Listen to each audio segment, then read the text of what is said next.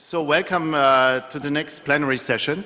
It will be on international climate policy. So what we really would like to achieve here in this session is to take stock on where we stand with collective action to implement the Paris Agreement, to also get some national and regional perspective on where currently climate policy debates stand in these regions. And then it would be good to also include some thoughts about the international repercussions of some of these national actions, for example, CBAM, industrial policy implications, but also vice versa to reflect on the impact of the current geopolitical situation on national and international climate action. So we would like to start off with Isabela TAGOMORI to give a view from the IEM community, actually reporting from a recent project where latest IEM results on global climate policy scenarios have been collected in an intercomparison project. And then we will get country perspectives from India, from China, and from the EU. And after that, we will have a discussion here. So please hold your questions until then. We will have all four in a row and then have hopefully 15 minutes for discussion. Let me introduce our panel. So we're really happy to have Isabela here. She's researcher at PBL, Netherlands Environmental Assessment Agency, and working with the image model, has been co-coordinating or has been a coordinating role in several EU projects on the topic. Then there's Vaibhav CHATURVEDI. He is not here, unfortunately, because his flight was rescheduled, but he will join us from Zurich Airport. And he also, provided a recording of his presentation. So we will listen to the recording, and then he should be around for answering questions in the Q&A. We are happy, let me say on Vaibhav, he is fellow at the Council on Energy, Environment and Water, a public policy think tank in New Delhi, and there he's leading the low carbon economy and carbon markets research. Then we are very happy to have Fu Xia, director of the low carbon Economic Growth Program of the Energy Foundation China. And you just arrived by speedboat, so we're really relieved to have you here. And finally, we will have Vicky Pollard joining us via Zoom. She's head of unit strategy analysis and planning of DG Clima at the European Commission. So great panel, and I'm looking forward to a great discussion. Over to you, Isabela.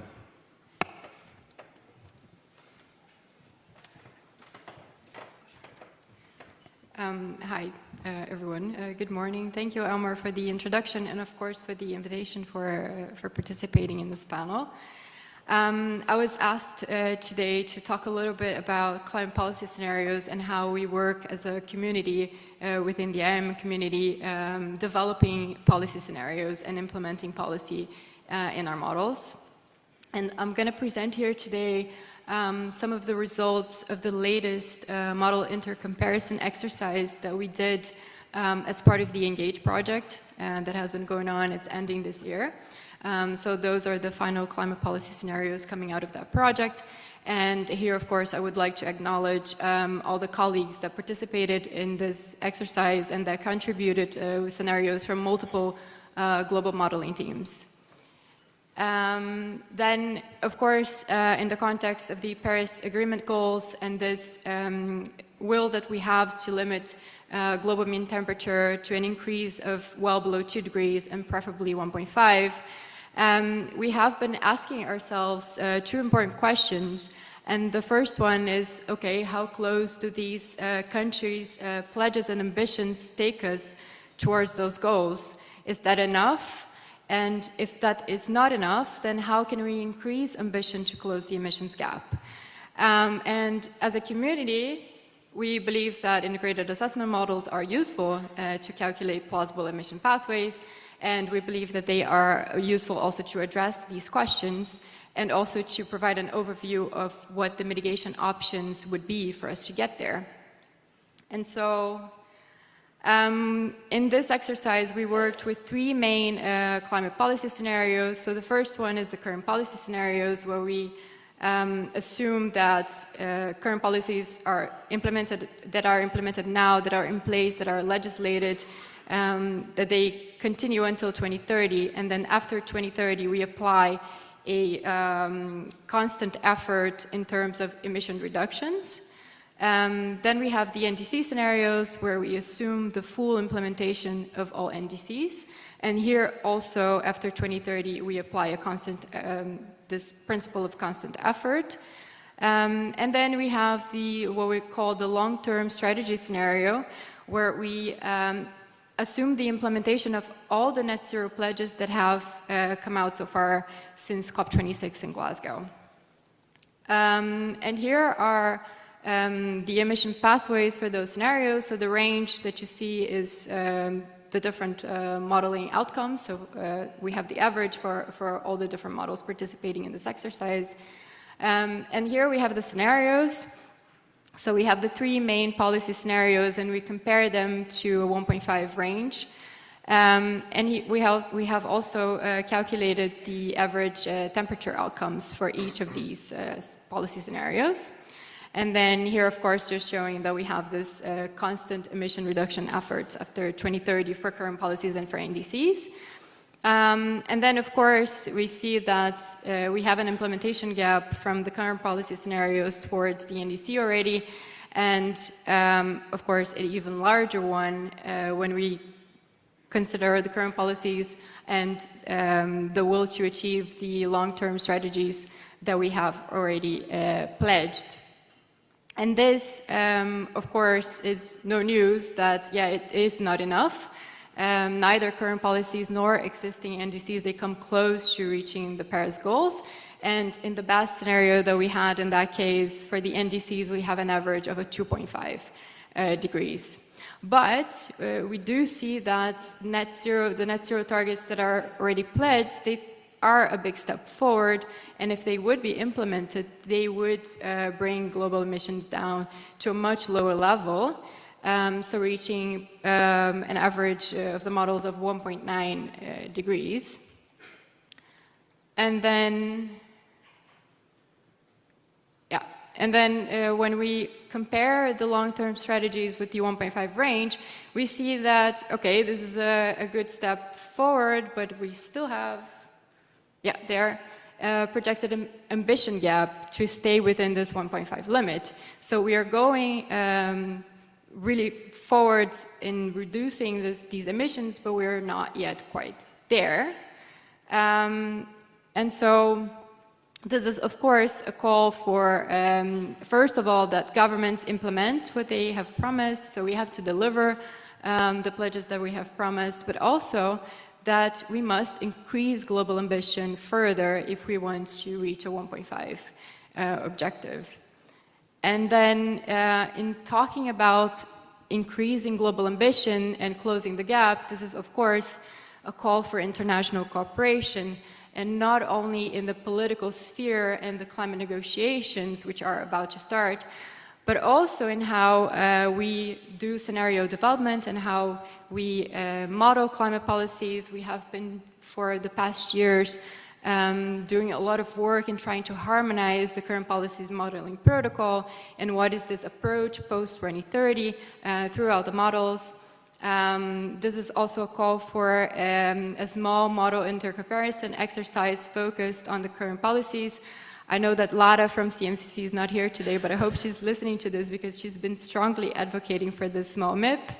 And then, as K1 was mentioning, also looking at these policy scenarios in the light of justice and equity dimensions, and improving how we talk about governance in those scenarios specifically, but also in how we work together as a community and how we collaborate with each other. So in terms of capacity building, knowledge share and knowledge transfer, and in terms of the cooperation between the global and the national modeling teams, which I think is very important that we strengthen that to better support national and regional climate policy making. I think it is a much stronger position to discuss with countries in the level of the negotiations when you have also national modeling teams that can be supporting them in their decisions in the process.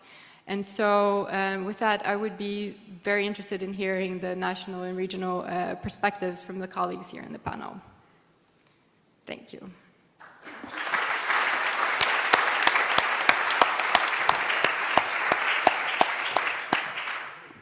So, thanks a lot, Isabela. It was a great start. Let's now have the recording by Vaibhav and listen to his perspective. And his colleague, Joy, will flip through the slides. So thank you very much for doing this.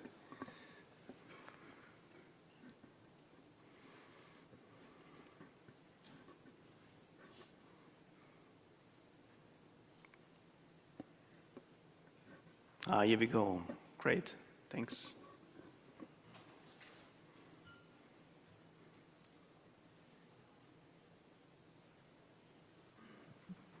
Hello, very good morning to all. Sorry for missing this in person.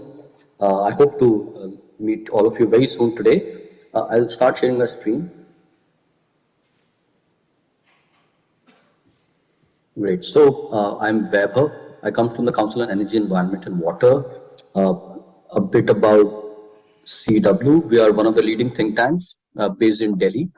And we work across many different areas of work, including quality of life, which includes clean air, sustainable water, food systems. And we work on various transformations across sectors like low carbon economy, power markets, industrial sustainability. Also some enablers like finance, technology, cooperation, and a lot of these kinds of things. We are a think tank, so essentially we engage a lot with the government, both central government and many departments across state governments. So that's the kind of work we do in India. So today I'll talk about India's energy and climate policy. So the first point I want to make is a development, equity and climate justice is the heart of India's position, international position. And if you look at this chart, this simply shows the cumulative carbon emissions, both historical and future, even after accounting for the net zero commitment by various nations. And if you look at India's, and this analysis and this kind of chart was created before the 2070 net zero announcement came through. Now, if you look at the arrow, this is what India's current ambition is like. So 2070 net zero, and the peaking is expected to be around 2040 or so. So now, if you compare India's cumulative emissions to any other big emitter, you could very well see there's a big gap. So even though the net zero year appears to be 10 or 20 years behind those of the largest emitters, in terms of the cumulative emission, it is still comparatively very small. And that is exactly what India's position is, that we are not taking a lot of carbon space, and development is extremely important. And equitable carbon space allocation is very critical. And one of the very famous statements given by India's former Prime Minister was that India, and it is also current position, is that India is not part of the problem, but will be part of the solution as far as the climate debate is concerned. And that's why many papers in India continue to look at not just through the lens of rapid decarbonization, but also thinking about some very important aligned things like HDI, Human Development Index, a decent standard of living, aligning with sustainable development pathways, co-benefits. So a lot of this is always, if you look at India's modeling literature, India's specific literature, these things are very common in that literature. Also something which is very new to India's position is the government of India in the last 5 years or so has been showing increasing ambition as well as global leadership. And the International Solar Alliance and the Coalition for Disaster Resilient Infrastructure are two examples of it. So essentially the government of India wants to show that it is enhancing ambition, and it is a global leader as far as the climate debate is concerned, and it will keep on pushing the agenda of equity and climate justice. So that's the first point. In terms of India's updated NDC, there are three NDCs that are quantitative in nature. The first two have been recently updated. So the first is about 45% reduction of emission intensity of GDP between 2005 and 2030. So this is the first updated NDC. The earlier version of this, in Paris we submitted it, India submitted it, it was 33 to 35% reduction of emission intensity. Now it has been updated to 45%. The number two NDC is 50% share of non-fossil sources in cumulative power generation capacity has to come through non-fossil sources. So earlier it was 40%, so this has been recently updated to 50% share by 2030. And this is also 2030 target. The third one relates to the forestry sector. So creation of additional carbon sinks of 2.5 to 3 billion tons of CO2 by 2030 through additional forest and tree cover. Now these are three of India's NDC. And the other ones are also very important. They're not quantitative, but adapting to climate change by enhancing investments and adaptation. mobilizing domestic and new and additional funds from the developed countries. Now, that is also an official part of India's official NDC submission. And finally, build capacities, create framework for diffusion of climate technologies. This is India's 6th NDC. So you could very well see that adaptation is also a very important part of India's position, as well as climate finance from the developed world. Similarly, if you talk about India's long-term strategy, sectoral transformations are a key. So I'll talk about 5 things that if you just want to summarize India's long-term strategy, which is submitted in Egypt. So these are the 5 things that one needs to think about. The first is sectoral transformations, which are key. Electricity, transport, urban industry, carbon dioxide removal, essentially, which is a CCS, is also a part of India's LTS, and forest sector. So these are sectoral interventions have been a part of the strategy. Electricity sector has taken the lead. A lot of positive work has happened, especially in terms of solar. Rapid transformation has happened. Even in transport sector, electric vehicles are gaining rapid traction. Urban areas, essentially about building envelope efficiency, appliance efficiency, redesigning cities. Those are the kind of interventions the government of India is thinking about. And industry is about green steel is a big debate as of now in India, and also industrial energy efficiency it has been a part of the important agenda within India. So sectoral transformation is the first thing. Second is about finance and investment.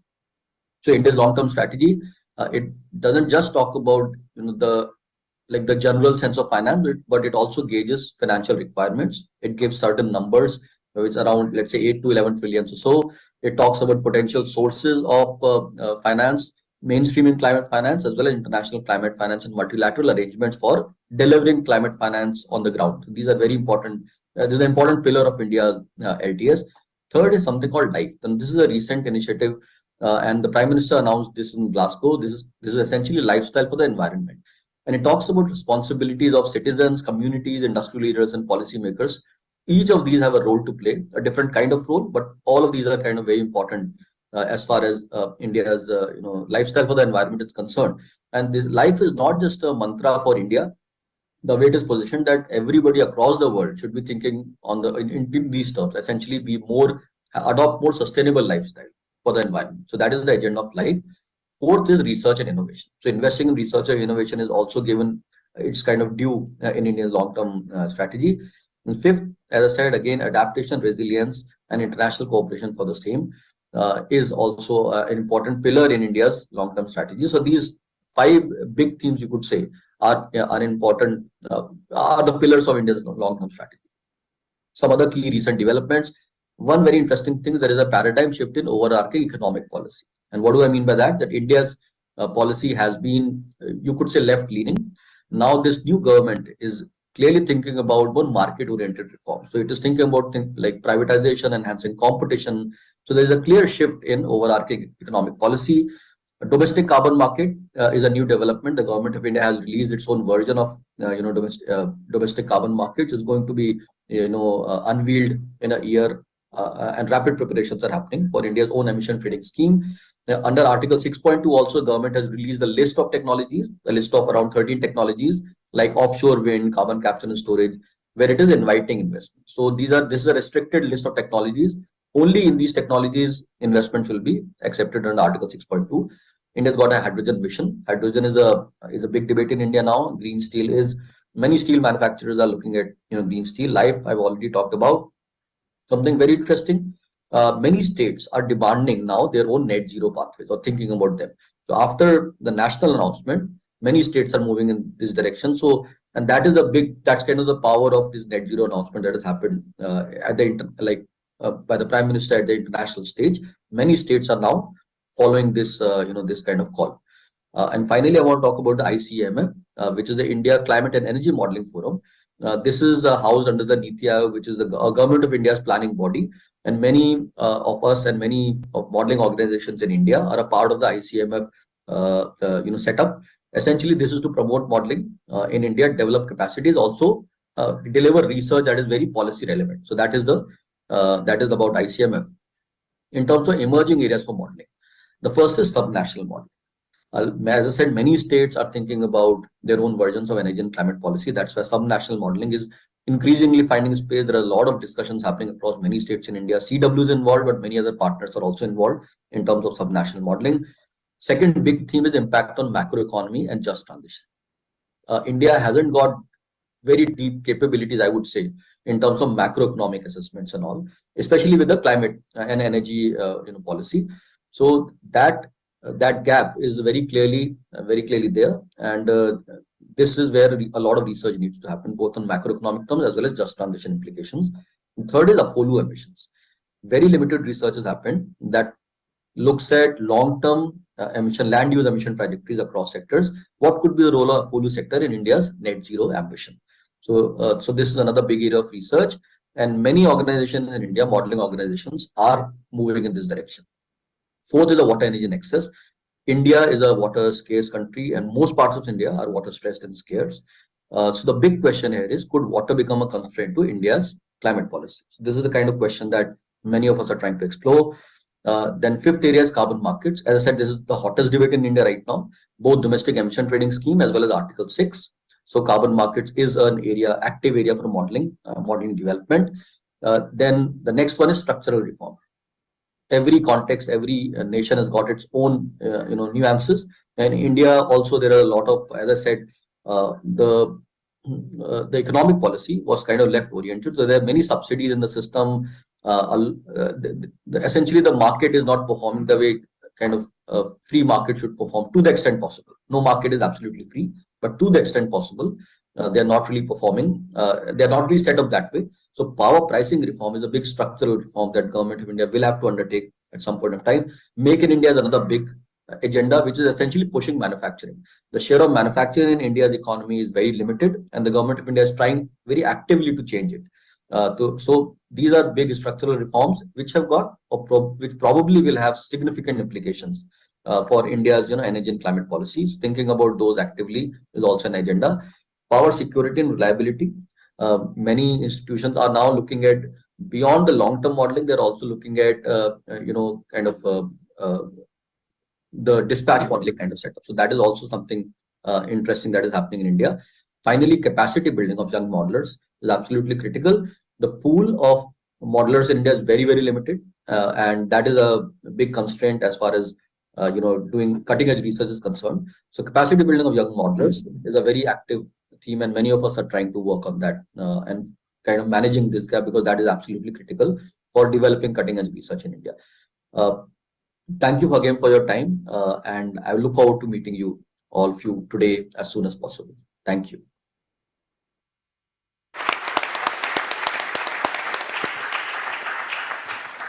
Thank you, Vaibhav. Super interesting. So let's now move to you, Fusha, and give us your perspective from China.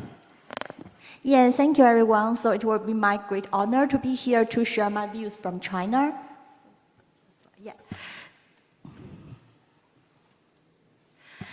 So I think very similar as the India colleague just mentioned, so the same in China, carbon neutrality actually is part of the overall development agenda. So China have a history to put forward the long-term vision. So the vision is not only for the carbon, but also for the development. So for example, for the 2035, actually we have our development goal to reduce the urban, rural, regional, and the income disparity, and to becoming a general basic modernization country. And also for the 2050, we would like to become a fully developed, rich, and powerful nation. So you can see that. So in between, actually, every 5 years, we will have our 5-year plan. So the dual carbon goals, the carbon peaking goals before 2030, and also the carbon neutrality goals before 2060, actually well set in the overall development agenda. So in this regard, we can see what will be the key topics or argument of the current climate policy debate in China.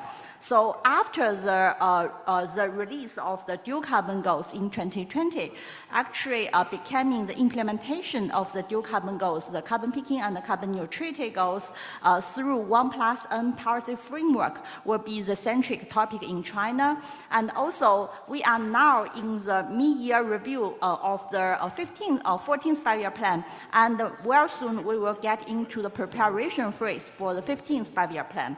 And also, according to the Paris Agreement, so we are now in the preparation for the second NDC as well. So you can see the overall framework framework within the climate change now becoming a more centric issues in China. But in the meanwhile, China also care about the economic issues and the security issues. So the economic recovery in the past pandemic era still the centric. So especially after last year, the Chinese growth rate has been falling to a very relatively low speed, and then we can see all the Chinese government, they are cared about the economic recovery issues a lot.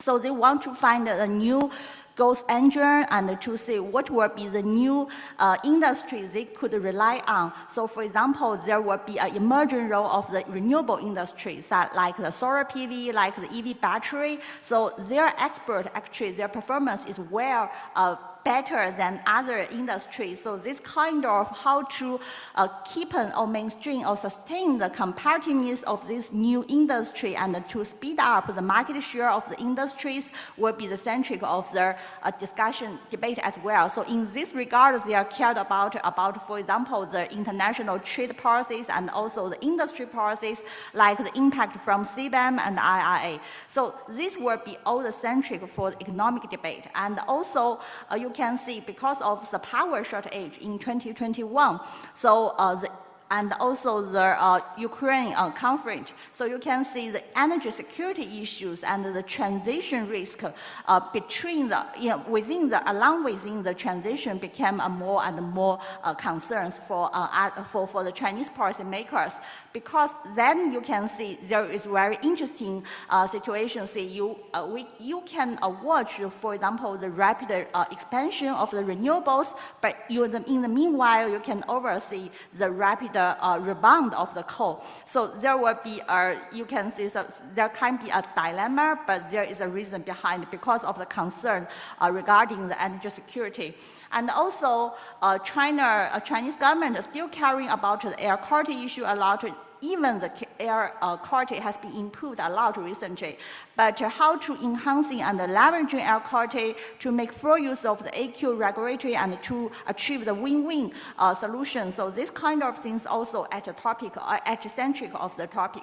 And finally, we are also caring about the changing geographical dynamics. So to see what will be the role of the climate governance in the global governance. So how to dealing with the China's roles with EU, with US, and in other multilateral and the bilateral relationships, and including the UNCC and the Global South. So in this regard, here are some kind of examples. So for the subnational, for after the release of the dual common goals, as I mentioned, so you can see that there are substantial achievements since October 2021. So over 16 sectoral 1+ action plan or implementation opinion has been released. And at the subnational level, over 72 subnational 1+N policies issues covering all areas, covering the energy, transport, building, industry, and all relevant areas you can imagine. And we observe that there might be some kind of more ambitious target entitled not at the national level, but at the sector level and even the subnational level goals. So for example, the one very famous energy base in Mongolia, who would be the top 1 coal production provinces in China, they recently released a very ambitious target to achieve the renewable capacity by 300 gigawatt by 2030. So which is more than triple of the renewable capacity by of the current level of them. So in this regard, according to our modeling, so we believe that China will be able to achieve the peak earlier. So earlier than the 2030, probably by 2025. But even though we still observe there might be a huge of the implementation gaps exist, especially in terms of carbon neutrality, carbon intensity. So for the first 2 years, actually we observed China's carbon intensity reduced only by 3.8 and 0.8 in 2021 and in 2022. So which will lead China will be difficult to achieve its target by its 14th five-year target entitled in its 14th five-year plan, which is 18% below the 2020 level. And also, as I mentioned before, so for the last 3 years, we can observe over 100 gigawatt newly added renewables every year. And for the last year, the number is 125 gigawatt. And for this year, we are probably exceed 200 gigawatt. So that is a big number. But in the meanwhile, you can also see there will be more than 200 gigawatt coal in the power plant, in the pipeline. So which means that there is a very strange issues. But the reason behind, because of the newly increased power demand cannot be fully fulfilled by the renewables. Only two-fourths could be fulfilled by the renewables, but another 25% around still needed to be fulfilled by fossil fuels. So we can observe a slight increase of coal. But that is not the main reason, because it's only 20%. But you can see the concerns of energy security at the national and the local level. So their misunderstanding actually leading to the incorrect judgment, to the decision to raise the power coal project approval and also the capital investment. And another thing I think is because of the power system in China, so lack of the regional transmission with the physical bottleneck of grid and the lack of the flexible resources and also lack of the power market mechanism. So all these things leading to that kind of dilemma here. And in this regard, we think in line with the new context, there might be shifting of the analysis focus. So we need to, previously we focusing more on the ambition gap, but now since we already have the carbon neutrality goals, so there will be more important to focusing on implementation of the dual carbon goals and taking use of the policy opportunities like the policy windows like 15th five-year plan and the second NDC to try to establish link from the long-term and the near term. And also taking China as a whole, only talking about at a national level might not enough, because we already have a lot of sectoral, subnational, even enterprises level activities. And how to better monitoring this kind of activities and to dealing with the possible landscape change. For example, what will be the energy production, the landscape will be changed because of the resources of renewable and what and in accompanying. So what will be the landscape change of the industries, because the different industries, they will have different advantages because of the new production process. And also, we need to pay more attention on the enabling policies, institutional arrangements, and also the capacity building in addition to talking about the roadmaps and action plans, because if we want to fulfilling the implementation gap, so that part, that policies will be the true, and also we will have facing more and more institutional bottlenecks. So we need to consider more from the institutional perspective, and also for China, because carbon neutrality we treat it as the GHG neutrality, so which means that we need to consider not only from the carbon but also the non-CO2 part. So how to deal by the non-CO2 part, we just recently published our national methane action plan, but you can see in that plan, actually the most important issue is the MRV and the data. So which means that we still have a very weak basis for this kind of things, and we need more research, obviously. And also we need to see what will be the potential linkage between the carbon with the diplomatic issues and also the social economic and the AQ engine. And also we need to have the policy research more from systematic solutions and pilots in addition and also to considering the real business model and the investment plan. So, sorry. For sure.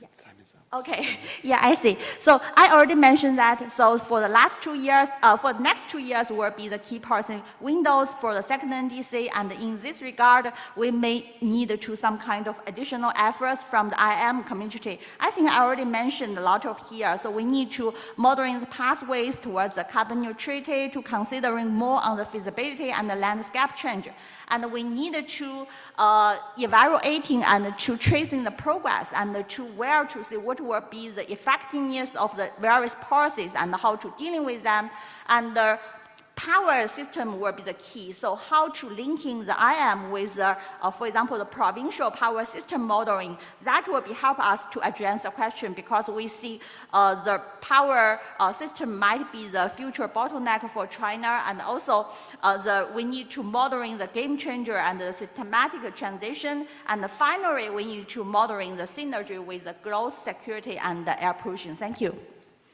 Thanks a lot. Great.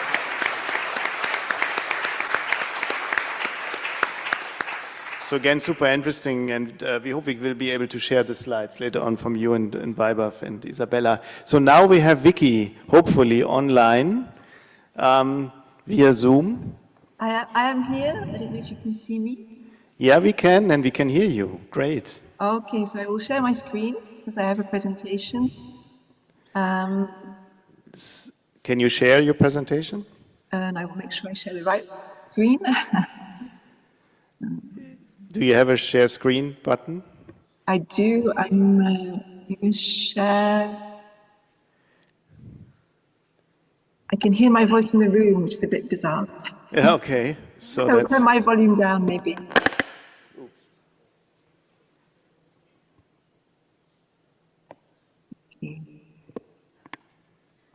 So I'm going to give you a run through of the developments in Europe, over looking back a bit, but also looking forwards. But first of all, we were talking about shifting gear in other countries. This is the output which came out a few weeks ago. We have a very elaborated governance process in the EU, and we are measuring our progress towards our 2030 and 2050 targets. This is set out in this report here, and as you see, we've entitled it Shifting Gears, because that's very much the process we're in, and from what I hear from others also, what's happening in India and China. What the latest information on our emissions from the proxy data, so the approximated data ahead of the greenhouse gas inventory for 2022, is that our emissions in the EU were down 3% in 2022. So we're over the volatility around the COVID time, and we're back on track to the linear trend of the last 10 years. But what's clear is that we need to do more to increase the pace of emissions reductions. We have a long history of modelling to inform climate and energy policy. We have a number of policy cycles. The one we're in at the moment began actually in 2018 with the long-term strategy publication, but the real European Green Deal came in with the current Commission, with our President Ursula von der Leyen. The Commission, every European Commission lasts 5 years at the same time as the European Parliament. And in 2024, we have the elections for the new Parliament, and we will have a new Commission coming in. So we will be in a new cycle in terms of the European Commission. We've had a very active period during the European Green Deal, and I'm going to go through some of those aspects. And we're also preparing now for the 2040 climate target, and I will speak a bit more about that. As I think you probably well know, we have in legislation a target of climate neutrality, a goal of climate neutrality by 2050, and we have set a first interim target for 2030 of at least 55% net greenhouse gas reductions as a domestic target by 2030. And what we have in place is what we call the Fit for 55 package, which was proposed by the European Commission in 2021 to get us to minus 55. In fact, the climate legislation covering all the emissions will, when fully implemented, will actually take us to minus 57% by 2030. This is the package put forward by the Commission, proposed to the co-legislators in 2021, had 13 elements.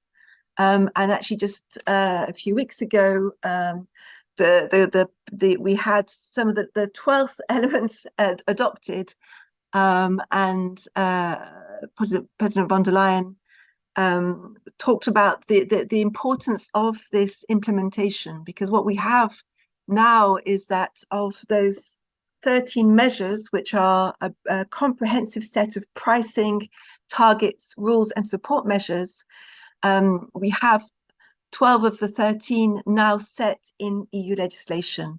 So going through the process of decision-making between the member states and Parliament.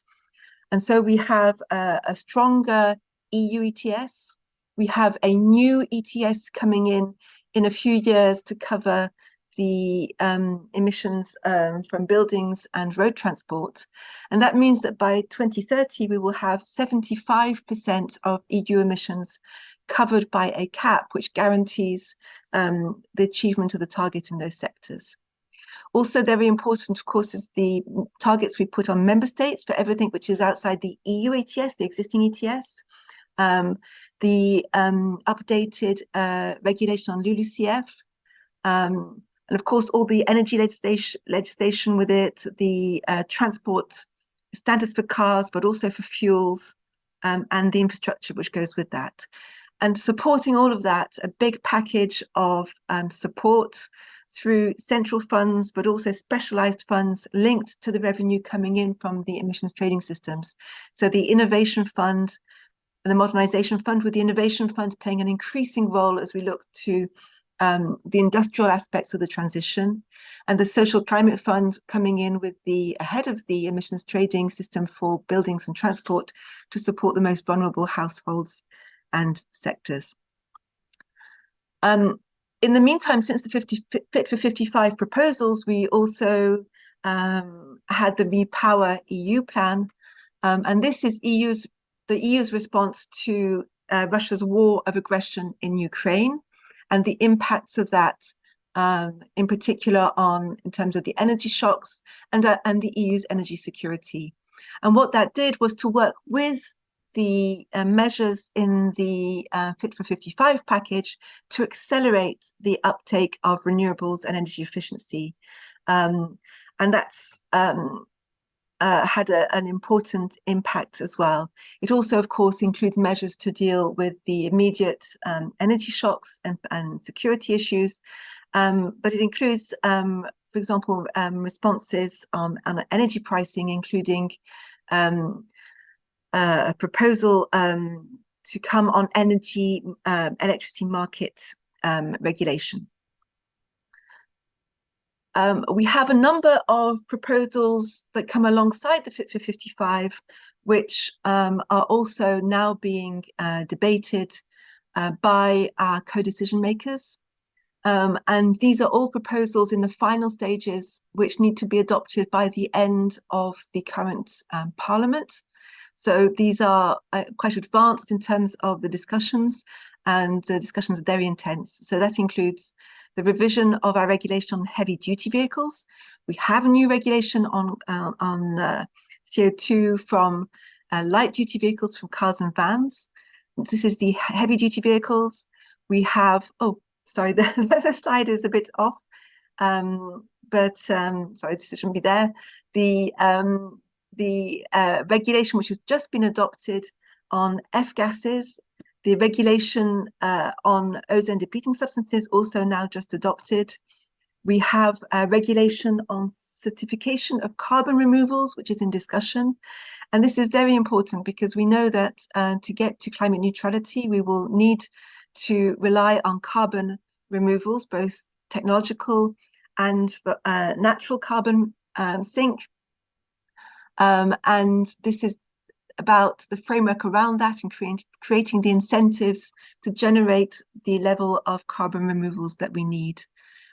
At the same time, we've had a very intense debate in Europe around the industrial aspects of the transition.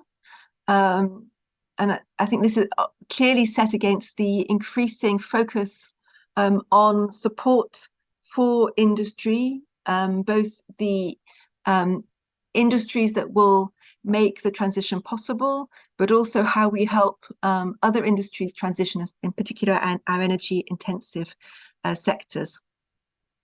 And here the EU came out with a a Green Deal industrial plan, and earlier this year, the Net Zero Industry Act, critical raw materials regulation, a communication on a European hydrogen bank to create incentives for the development of hydrogen as a carrier, and then the reform of the electricity market design, which is obviously still in discussion. Also, within that, very important, the focus on skills and on open and fair trade. I won't go into all the details because we have far too much to cover, but just to say that's very important. So, as I said, at the moment, we're in a situation where we have the Fit for 55, a big focus on what it means for our industry and the future of our industry in Europe. The security of supply, so avoiding shocks that we've seen in the energy sector, affecting the supply of materials necessary and technologies necessary for the transition.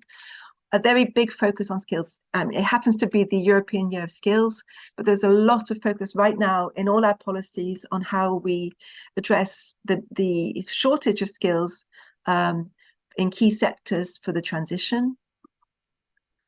And as I mentioned before, we have the Social Climate Fund come in under the new ETS. This is just one example of a series of measures for a just transition, so a socially fair transition, because it's very clear that we won't achieve the level of change we need without addressing the needs of people. And this is a people-focused transition, and we need to help, particularly the most vulnerable, deal with the impacts of the transition, but also to help them make that transition. So we're now moving. The reason why I'm not with you, and I would very much like to be with you today in Venice, is that we are working on the 2040 target. We have an important meeting tomorrow on our impact assessment to get it ready for publication, along with a communication which is due out in the first quarter of 2024. And so we will be able to communicate a lot more on the work we're doing right now, or we've been doing over the last 18 months, in fact, to prepare for setting a 2040 target. It's something which was required in the European climate law, which we now have in place since 2021, which includes all our targets and our governance, but it requires us to come forward with the next interim target within 6 months of the global stocktake. Because of the elections, we need to do it well ahead of those elections. And it will be an assessment for which there will be a legal proposal under the new commission. We're very reliant on the modelling undertaken, for example, for the IPCC, so the work of everybody in the room working on integrated assessment models, but also of a suite of models that we rely on, the ones we've been using over time, which have been evolving to allow us to look at the full economy of the EU, the full range of greenhouse gases, to look at how different sectors can contribute to different target levels in 2040 so that we can come forward with our proposal. And you will have probably heard that our new commissioner, so we had a new commissioner come in who was confirmed in October in the Parliament. He and the new EVP responsible for the Green Deal both committed to presenting a proposal to the college, so to our commissioners when we make the proposal, that would be for a minus 90%, at least minus 90% target for the EU in 2040. It's a very ambitious target, and the impact assessment will look in detail at the level of ambition, but also the feasibility of that, including looking at, in more detail at the socio-economic impacts of the different target options. Along with the 2040 target, we will come forward with a report on the indicative greenhouse gas budget for the EU for 2030 to 2050. I'll go very quickly just to say we have an ambition gap and an implementation gap globally. We're very committed to working internationally, and what's very important with all the work we're doing internally, we now represent 7% of EU greenhouse gas emissions. We're not going to do this alone, and we're very committed to leading by example. So we hope that everything that we're doing is helpful to others to show what's possible and to give inspiration for others' work, both on the modelling but also on the policy development. And we're engaging through all the means we have in terms of diplomacy, in terms of trade, in terms of development cooperation, to support both mitigation and adaptation globally. And we aim to set standards for sustainable development also in terms of global supply chains. It's not always popular, but it's very important. In terms of financing, we commit 30% of all our funding, external funding, is committed to meeting climate change objectives. And the EU and its member states are responsible for 1/3 of the global public funding for climate action at the moment. I know this is a big debate. We're working very closely with people in terms of the messaging for COP28 to encourage all to come forward with ambitious measures in terms of renewables, tripling renewables capacity, doubling of energy efficiency, and of course more money to go to fund climate action and loss and damage. And just to say thank you very much, and I wish I was there with you, but I hope we have a good rest of the event over the next few days.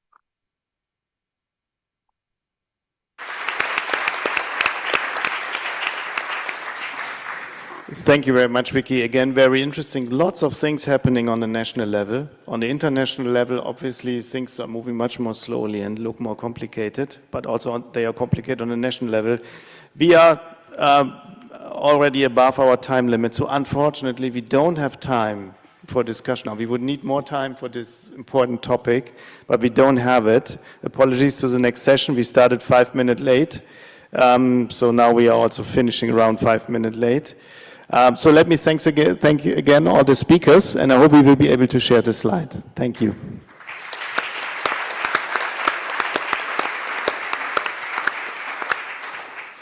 And the next panel is up.